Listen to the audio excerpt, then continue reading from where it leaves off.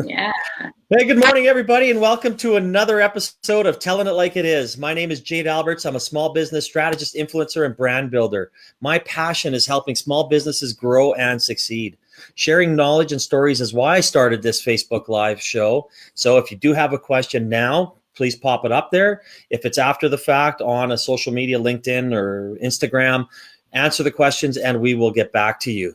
I'd like to thank Healthy Heart Sleep Company for sponsoring this show. They are Calgary's premier sleep apnea CPAP company. They have 2 locations in Calgary, and they are locally owned and operated, so support local. Today's Telling It Like It Is guest is Richelle Matthews of Global Talent Accelerator. Richelle, thank you for joining me, and how are you today? Yeah, thank you very much for having me. I'm good. It's a beautiful sunny day in Calgary. And I guess we have to start off saying with, I guess we're going to have a new government in the province, and let's get that out of the way. Yeah. That's very, very exciting. We'll see. I guess we'll see what changes the new government makes. We're big on talent, so we'll be watching his policies closely. Oh, and I'm sure everyone will be, which is great, and new optimism. So we'll finish that on that note, so we don't have to talk about it anymore.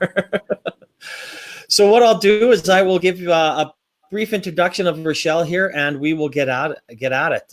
She's a director of employer and community engagement with Global Talent Accelerator. She has 15 years experience in strategic partnerships, tech, and program design, working globally in Bangladesh, Sub-Saharan Africa, and North America.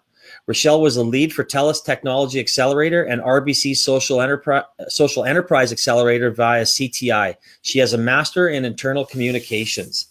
So I always like to talk a little bit about that. You and I met at a Rainforest Summit because networking is such an important part of the business today. So, and then of course we met for a coffee at CTI. It was great. So, in that time frame, you've had a little career change. So why don't you tell me about this, and how does it differ from your old role? Sure. I think for me, this is an extension of what I was previously doing. So my background is in tech. So when I was working internationally, agriculture and technology, and then moved into the tech ecosystem in Calgary and led the TELUS Technology Accelerator, as you mentioned, that supported tech companies across Canada. And one of the things that I really noticed was the constant struggle that tech companies had for talent. And so as I posted recently on LinkedIn, Canada has a predicted shortage of 218,000 computer programming jobs by 2021. And so that's a major problem. And Calgary is actually is not sitting in a very good position at all. We have the lowest level of tech growth of any major city across the country. And so last year, our tech talent pool grew or remained, or didn't grow, actually is better, dropped to 0%. So we have a real deficit of talent in the city and in the province, and we need it for economic diversification. And when you shared, and I saw that stat, and the other one that really caught my eye was when you said that there are currently 2,200 jobs open for programmers and coders in Calgary right now. That just amazes me when people say that we have such a high unemployment rate. Well, I think that it's important to note. So yes, we do have 2,200 open positions, and that's just the ones posted on Indeed. So there's many more. Yeah. But the challenge is that the current talent that we have is not the right fit for the jobs of the future. And so I heard a new term yesterday. It's called new collar talent, and it was someone from IBM speaking about skill sets for the future, and the idea that degrees matter less, and skills and adaptable skill sets matter more. And so there's some really interesting programs in the city and companies in the city, such as Evolve U, that are helping people that have formerly been working in the oil and gas industry to upskill so that they can find jobs in the computer programming and software development space. Lighthouse Labs does something similar. And so those are all excellent organizations that are supporting and reducing the unemployment rate in the city. Oh, and that is so important that that we're actually seeing that in Calgary, and companies are going out and trying to train for these specific jobs. Because if someone does lose their job, whether it be oil, gas, or whatever it may be, I think we need to do a better job of advertising and getting the word out there that there is this plethora of jobs in this industry that can help. So that is good to hear that Lighthouse Labs and those types of companies are out there and helping. Yeah, and I think it's really there federally at the federal government level as well. There's also more tax credits available for retraining and upskilling, and so moving towards more of a competency-based framework for skill sets is a direction that many governments are taking, including the federal government. And so that is important as we think about what the skill sets are for the future, and think about how we can meet industry demands and how we can support economic diversification in our province. No, very true. And one thing that you mentioned in that statement is talking about the people. And I know at GTA, your motto is making sure that you find good quality employees that fit. So how do you kind of go about that to find the perfect employee so they can fit the role? Sure. Yeah. So we focus primarily on the international talent side. We draw from two talent pools: international tech talent, and then newcomers who have not been able to, who are qualified for the jobs, have the skills demanded by industry, but lack the Canadian experience, or have lacked the local reference or ability for employers to vet their credentials. So we look at those two talent pools specifically, and so we also look at skills over credentials. And so we put a coding test up front, meaning that we can test the quality of the person's skills right up front. We can see if what type of Java developer they are. We can see what kind of Python developer they are. And so we use that to vet our candidates. So that's up front, and we can put that in front of the employer. And then the other thing, culture is really important, and we hear that time and time again from Canadian employers. Most Canadian employers, they often will hire for fit and then train for technical, versus when you're hiring internationally, you're generally hiring for technical and then training for fit. So that's what we do is we do a artificial intelligence-based evaluation of people's personalities, so matching their personality and their values against the culture of the organization to determine if it's a match. So based on that criteria, their technical fit, their personality and culture match, we then present them to employers for possible hire and for them to take them through their own process and interview. So in that way, we're de-risk. Yeah, sorry, go ahead. Oh no, go ahead, finish up, sorry. Yeah, so I was just going to say, in that way, we support the de-risking of the actual curation and sourcing of talent for employers. So we find for many Calgarian employers, Canadian employers that are medium-sized enterprise, it's challenging for them to know how to vet the talent. And so we take that burden off of them so that we can just put great candidates in front of them. And I think that's such an important point right there. And if anybody's watching, when you're watching right now, you can just go into the comments section and click on the Global Talent Accelerator link there. It'll take you directly to their website, and you can find out more information as well. So I guess, like, if people in Calgary, do they find that, do they have an objection of bringing somebody in from, or they say we want Canada talent first, and then if you can't find anybody, then bring it in? Or is that kind of people getting over that mentality that's saying, you know what, we just need someone that's, a good fit for our company, regardless of from where they're from? Sure, that's a great question. So we really think it's a both and solution. It's not either or. And so the reality is that there is 218,000 open positions, and Canada produces 14,700 grads per year. So we're not producing enough. Like that's so obviously Canadian employers, they want to hire Canadians first. Newcomers also want to get them working, but the reality is that the numbers don't match, and so they have to look elsewhere. Now, is that because the Canadian university, structure is just slow to change, or they're just slow to adapt the new types of careers that are out there, or is it, or is the government really going to try and focus on, getting these other companies up and running? Sure. So It's just a complex problem. Like there's no simple solution, right? There's not enough seats. So recently there was 300 computer science seats added in the province. But that's across the province, which would really equal out to maybe 50 seats at the University of Calgary, maybe 50 seats at the University of Edmonton. So enough seats aren't being added. The technology needs are changing so fast by companies. It's hard for programs to keep pace.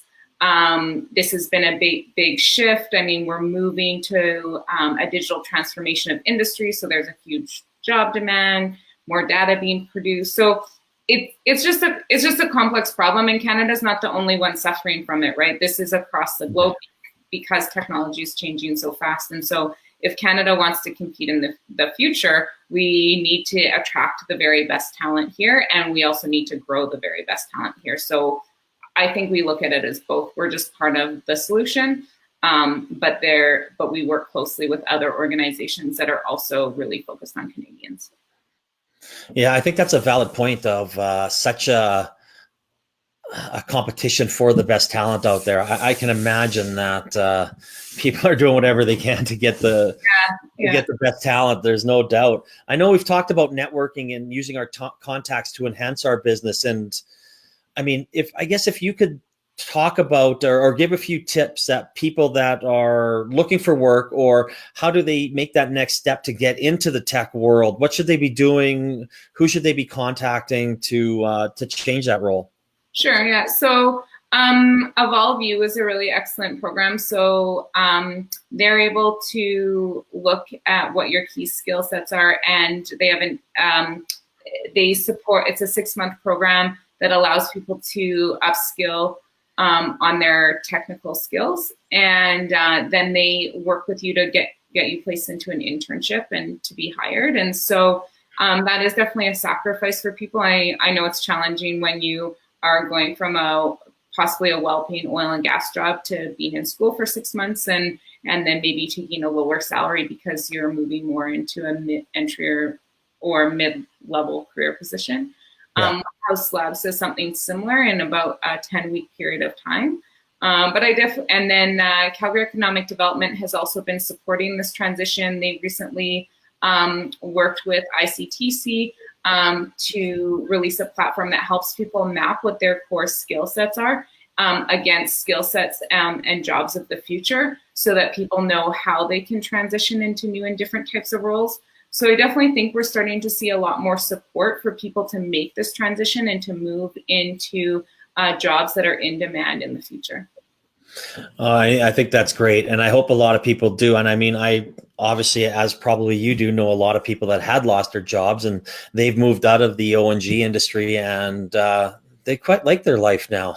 It's not as stressful, it's not as many hours. Yeah, sure, maybe they're not making as much money, but I'll tell you, their quality of life has gone from down here to way up here. So. Yeah, I mean, I think Calgary has started to plant the seeds of economic diversification, and so I think it's important that people are exposed to what the potential opportunities and careers are that are out there. You know, for example, BASF, which is one of the largest agriculture companies, they just moved their head office to Calgary. So we now have all the head offices for agriculture companies. They're doing really interesting work in technology. So there's that space. We're seeing more momentum in transportation and logistics, as well as the energy sector, and then of course tech. So I think what's really important for all Calgarians and Albertans is that we are very committed to an economic diversification strategy and the skill sets required to support that economic diversification strategy. Oh, I think that's bang on. I can't even add to that because it's such a perfect answer. That is great. So I guess what's next for you and GTA? Sure. Yeah. So we've been working with a number of companies, and so we have been curating some talent for them, and we expect to bring them to Canada in the summer. And that's really exciting for us. That will be our first batch of talent. And we're really committed to ensuring that new talent is integrated into the Canadian economy and is integrated into Canadian culture and into the Canadian workforce. And so we provide a lot of supports for them as they arrive, as does their employer. It's neat. We want to be able to check in with them and see how they're doing along the way as they adjust. And nice. We recently hired someone from India, and she just arrived, and she said to us one day, she's like, "Thanks so much for teaching us all the gray learnings. You're teaching me all the gray learnings." And so that's the wisdom we really want to impart. You know, people do things differently in different places, and we want the new talent that we're bringing in to love Canada as much as we do. And so we ensure that we provide that support along their first 6 months of employment, so that they understand what it's like to work in a Canadian context, and to make the transition very smooth for everybody. Oh, I think that's so important. It's got, I mean, I've never been in that situation before, but it's got to be tough to upload your entire life, move, halfway across the world and try and make a new life for you. Yeah. It's got to be difficult for these people. So that's such a great thing to hear.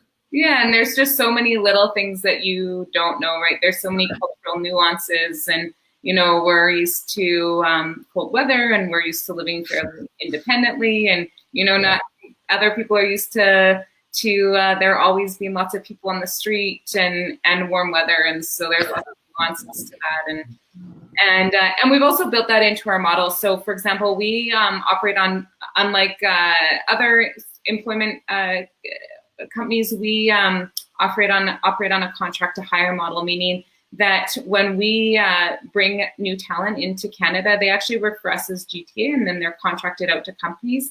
And so that way, if it's not a fit between the company and the new talent, then we can actually redeploy them to another company that would need a similar skill set. And in that way, if people have uprooted their whole life and they've moved their family, and if it's not a fit in that role, we take that risk away by being able to offer them employment with another company. Oh, that is awesome. That is so good. And again, if anybody wants to find out a little more about GTA, just click onto the comment section. It'll take you right to their website. So my last question is always the same. And obviously you've been around and helped a lot of, the startups through CTI and through some of your Accelerators experience. So if you were to give one piece of advice to a startup, a small business, getting going, what would that be? To have a talent planning strategy. So I think that companies are competing for talent. There's a talent deficit. Technology is moving quite quickly, and so it's not just thinking that you can just go out and hire last minute, but understanding the different types of talent that's available, understanding what types of talent you might need to bring in internationally, what types of talent are available locally, how you build that constant pipeline of talent for your organization. And so, I work for a small company startup as well. So I know that it's crazy, and you always have so many competing interests, and sometimes you just like a night off. However, it's also important to ensure that talent is considered as part of the strategic direction of your organization, and you're actually planning for your talent needs based on the growth of your company. And I think that's, I don't think that's ever been brought up, and it's not shocking that you're bringing it up, that's for sure. But it's amazing how many people at the last minute, as you said, or probably as you have experiencing, oh my goodness, I need somebody, and it's a panic to get. And they usually settle rather than take the process of finding somebody. And a lot of that is excluded from people's business plans, are the people side of the business. They've got the funding, they got the expansion. This is where we're going to get our money. This is how we're going to grow. This is how we might pivot. But people forget about, who they might need to hire. So that's a very valid point. Yeah. And finding talent that fits with your team and has the skill sets you need and can really flourish within your organization. It's those people aren't available everywhere, right? And to hear that good people, well, it's just continuing to be an increasingly important, but also increasingly competitive, because the skill sets are not as readily available as they're not as readily available. So no, that's awesome.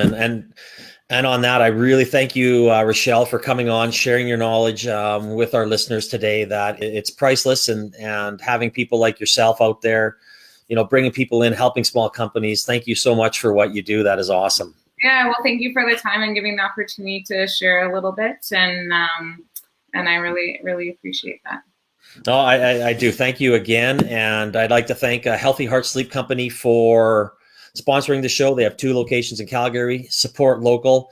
Their website is in the links below as well in the comment section, so you can click onto them. Again, the global GTA is in the link, and we just had our first comment. It's been a little. Didn't get one here, but again, from Community Now magazine, who supports the Rainforest Cafe or Rainforest Alberta, where we met, and they said people are important to the growth and the success of all small businesses. So that's very true. So yeah, it's hard to be a small business owner. I work for one, and my husband has one, and so we feel those pains every day. And so it's something I really empathize with for growing companies. It's not easy. Oh, it sure isn't. Excellent. Well, thanks again, Richelle. Have yourself a great Wednesday, and thank you to everybody for listening. And we will see you next week. Yeah. Thank you. Okay. Bye-bye. Bye.